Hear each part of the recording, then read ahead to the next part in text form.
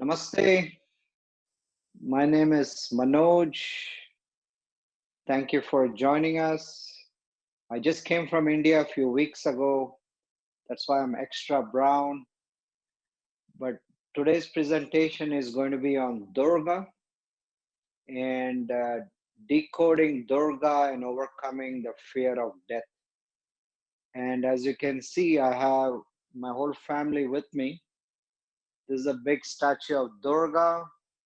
I don't know the six. So I'm at 6 feet from the iPad, so it's all good. Okay. So 6 feet. So today's talk is on Durga, and it's an interesting time of the year for many reasons. But today is also like the third day of Navaratri festival all over the world. It started March 25 and ends on April 3, and all 9 nights. Yeah, Navaratri, 9 nights. 9 forms of Durga worship. And this is main Navaratri. There's another one in September, October, where Durga, Lakshmi, and Saraswati are worshipped. But this time of the year in spring, 9 forms of Durga are worshipped. And my presentation, it takes me maybe a little while to get used to my style. I'm also a bit of a comedian. I do joke with a straight face, and I'm not sure how this will work out on camera because I don't see any reaction, but maybe that's a good idea because many of my jokes I do fall flat. But we do need some humor in today's times, so I bring in mythology, humor, symbology, how to practice with your deity archetypes. So we'll start with a chant to the mother goddess Durga. And one of the popular chants is Ya Devi Sarvabhuteshu Shakti Rupena Samstita Namastasye Namastasye Namastasye Namo Namaha. Ya Devi, the great goddess we invoke within us. Sarvabhuteshu, which means she's everywhere. This world is a manifestation of the goddess. Shakti Rupena, which is the manifestation of Shakti. Namastasye, Namastasye, Namastasye. We bow to the great goddess. Namo Namaha. So the mantra is Ya Devi, Shakti Rupena, Samstita, Namastasye, Namastasye, Namastasye, Namo Namaha.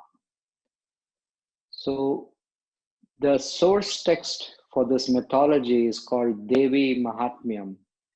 And when you read any Puranic text, you have to see what repeats, okay? And anything that repeats is really the main message. And the repetition in this text is how the goddess kills demons, okay? The demons, what is called Asura. Sura means light, Asura means away from the light. And we're all dealing with one main demon, humanity, which is Karanasura, right? So we're dealing with Karanasura. And that's why we invoke the power of the great goddess to give us the strength, the resiliency, and ultimately even lose the fear of death, not only to ourselves, to people we know, because there's a lot of fear out there. So I just want to introduce the Murtis on the table. This is the main goddess Durga, and she's on a fierce lion, and she has all the weapons, and this is a big halo, okay, behind her. This is like a double halo. There's another one here, another one here. She has a beautiful nose ring, and the main, the Durga is a manifestation of Parvati, Shakti. So this is Parvati, Ganesha's mom, okay, right here. And you can see way in the back, there's a Ganesh, right? Parvati's son right here. And then there's a Shiva, Nataraj. I'm going to bring them up at the right time because we're also going to get into the hero's journey with these, with the goddess archetype. And then ultimately, the fear of death is, it's really losing body identification. With the body identification were all under the original virus. I would call it a virus. It's not a trigger word. The real virus is us, and the real virus is a very strong body identification. And this is moksha Shiva, which is really the dance of an enlightened being, and that helps us get rid of body identification. That's really our own hero's journey to go within. So when you look at the source text, Devi Mahatmyam, Durga kills the variety of demons, starting with Madhu, Kaitaba, and then the buffalo demon, which is called Mahishasura, and then Rakta Bija, and then Shumba, Nishumba. And I'm going to do another presentation on my YouTube channel on the Devi Mahatmyam because it's a really powerful text. But I want to focus on Durga, and I want to focus on the main demon in the middle she conquers, which is Mahishasura. Okay.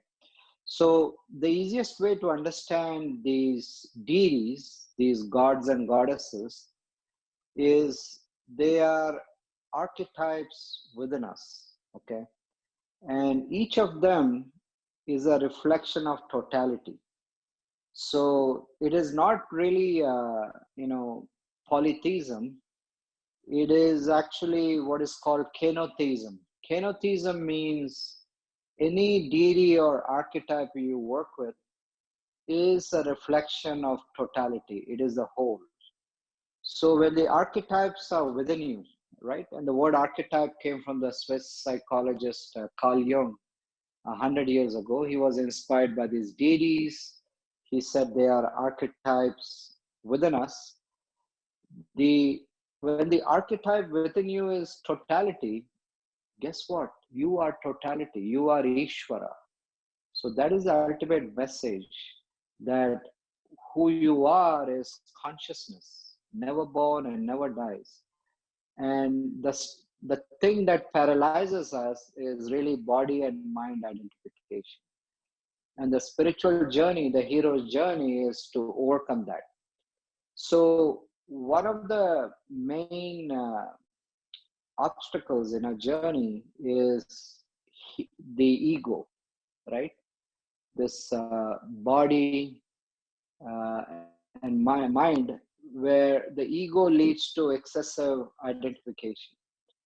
And Mahishasura is a buffalo demon, right? Mahish means buffalo, and Asura, right? Sura means light, Asura means away from the light.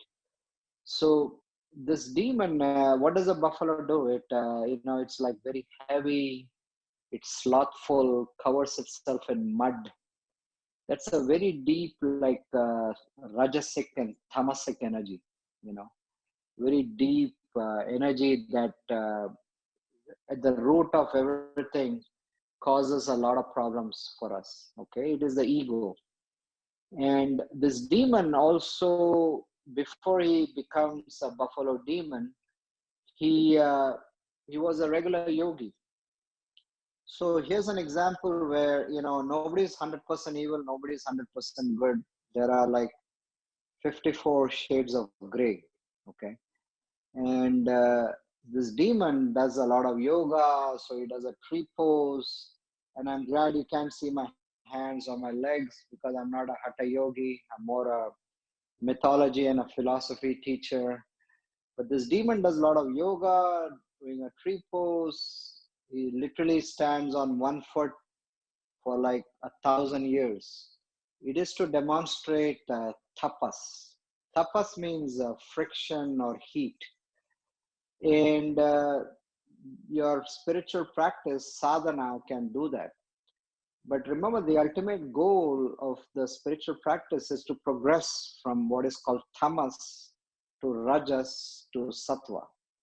And this demon started from tamas to rajas, this whole tree posts, is, creates the friction. So it's really a rajas, highly energetic practice. And he would chant Om Namah Shivaya, Om Namah Shivaya, Om Namah Shivaya. And when you meditate to Shiva and show him some love, Shiva gets easily pleased. He comes up to the demon and asks, what do you want? And the demon says, hey, I want to be immortal. Okay. So that's really the ego which has taken over and which wants perpetual living. Okay. Shiva said, hey, man, the body and mind and the ego has to die. But I'll give you another boon. Ask me something else, make it a little more reasonable. Let's have a little negotiation, like the stimulus negotiation. So the demon said, okay. And this was very arrogant of the demon when he said, set it up so that no human, no male, no man or God can kill me. So he said, no man or God. So extremely like patriarchal, right? And the demon in his arrogance felt no woman or a goddess are qualified to even fight with him. And Shiva knew the end of the story.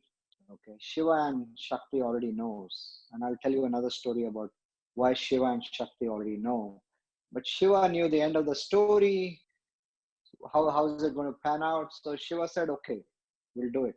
And anyone who's been to India, they do this, right? They do this head shake. It also means like what to do, right? When things are not in control and stuff happens. In India, there's so much power cuts, or water gets off, or there's a long line, or flights get cancelled. I literally was at the airport for 8 hours waiting for my flight to come back here. And everyone kept saying, what to do, what to do. So the whole world right now is going through a what to do moment. People are like paralyzed, frozen. People are like the buffalo demon, very much stuck, paralyzed, tamas. So the Shiva gives this boon to the demon, and the demon said, okay, I'll take it. And now he becomes strong, right? He has the siddhi that no man nor God could kill him. And these siddhis are powers you can get in through your yoga practice, right? When you do a lot of sadhana practice, you can get these siddhis. You can literally channelize the energies of the gods and goddesses, the avatars, the archangels. Everything comes in your, you have extreme potency. And that's why you have to act wisely. And I have to always work on myself. I may not prevent the thought that comes to my mind, but if I say something, I have what is called vak siddhi. It can come true. So I'm very careful what I utter. I try to say only positive things and encourage someone. There is no like even what is called, you can do, you can pull something down, including yourself, right? It's called self-sabotage. When something good were to happen to you, immediately a thought might come that maybe something negative can happen. And same to other people. So we have a tendency to self-sabotage ourselves or other people. And it's a reminder for us to always speak positive, like the law of attraction. You can influence things by your siddhis. So I'm saying we all have siddhis to different extents. I met a yogi in the Himalayas, in the snow, he's meditating and he's naked except a loincloth and he's sweating. He's literally sweating in snow. How do you explain that? Siddhis. I know a guy in Phoenix. He saw a photo of Neem Karoli Baba, Maharajji, and he suddenly got a hit. And he got some siddhis after. And his siddhi after that was he could predict when the stock is going to turn in the stock market. And he's made millions, but he's trying to teach like ashrams how to make money, and he's spinning his wheels because they don't care. They really don't care about money. And it's also, this is a time in the world where we have to reevaluate our priorities. You know, a lot of people are after money and fame. And that's why I'm saying we have perhaps some bacteria or virus within us. The ego is the me, and then the mind, you know, the stuff we want, right? And that creates a lot of issues. So each time I get into a story, I get into many rabbit holes, but I'm hoping to come out of each rabbit hole intact and go to the main story. So the main story is this demon gets a siddhi that no man or God could kill him, and he gets very arrogant and he deviates from the spiritual path, right? And that we all have to watch out ourselves. Each of us only know how we feel inside. I meet so many people in the yoga field, and I've been doing this 20 years with all the traveling and yoga conferences and my workshops. And it all depends on how you live the teachings. And how do you practice your spirituality when nobody is watching? Are you a pretend Ananda? Do you act one way in a yoga class or in public, and you act another way in private? How do you treat a regular person? Stuff like that. We all have to introspect, especially at this time. So this is a time for connectivity.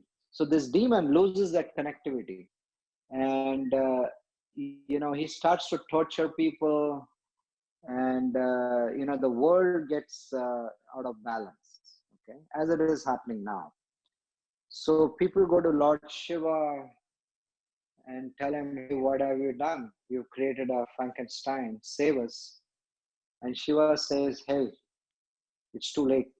What to do, right? I'm too busy meditating in Mount Kailash in Tibet. Don't bother me. Go bother my wife. And they all then went to Parvati, Shiva's wife. So this is Parvati. Okay, very beautiful Murti of Parvati. She's sitting down. Shiva Kameshwari. She's the way she's sitting down. It's literally the royal ease position. It's royal because she's powerful. She's exposed to yoni, but she's really the divine mother of the universe. And she's doing this mudra, which is Kataka mudra. It's to put flowers here. And just the pose is very powerful. So she's a beautiful consort of Shiva. I was in India last month. I took everyone to a Shiva temple. I taught a teacher training group in Goa. And there was another story of Parvati and Shiva. And Parvati and Shiva have many conversations. And I'm going to get into that in a bit, okay? So coming to the story, everyone goes to Parvati, the Divine Mother.